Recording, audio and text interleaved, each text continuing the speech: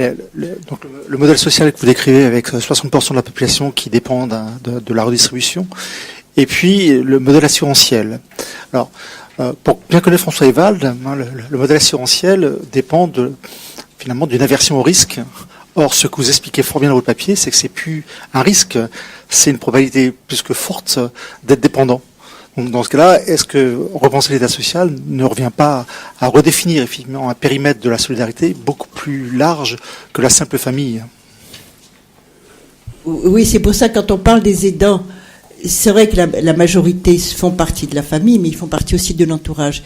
Et toute la question des transformations des relations familiales va tout à fait dans le sens de la question que vous posez, c'est-à-dire que la famille maintenant elle a de multiples formes. Hein, il n'y a plus le modèle familial traditionnel, le modèle bourgeois n'est qu'un modèle parmi d'autres. Le couple avec les enfants, il y a les familles monoparentales, les familles recomposées, les familles homosexuelles, les familles de non apparentés. Il y a plusieurs formes de familles et d'entourage qui prennent en charge ces vulnérabilités. Et c'est pour ça que la notion d'aidant, elle est plus large que la notion de famille. Et donc ça répond à votre question. On va passer à la présentation de Jean-François Sirinelli, avec une interrogation quand même. C'est vrai que sur la présentation d'Hippolyte, on avait vraiment le rôle et le poids des générations. Sur votre présentation, on sent en filigrane effectivement qu'il y a une génération qui a joué un rôle, et en même temps, je suis pas sûre qu'il y ait ça. En fait, quelles sont les générations qui sont un peu moteurs, qui ont eu un poids économique important, un poids historique aussi important? Et c'est vrai que dans le débat aujourd'hui, c'est essentiellement la génération des baby-boomers.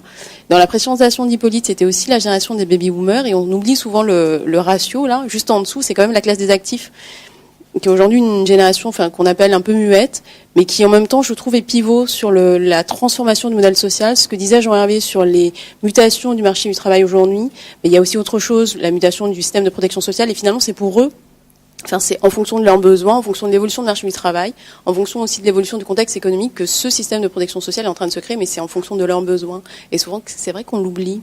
Mais peut-être c'est juste un oubli passager, en tout cas j'espère. Mais en attendant, on va revenir sur la contribution et le rôle de la génération de baby-boomers, en tout cas dans l'histoire avec la présentation de Jean-François Sirinelli.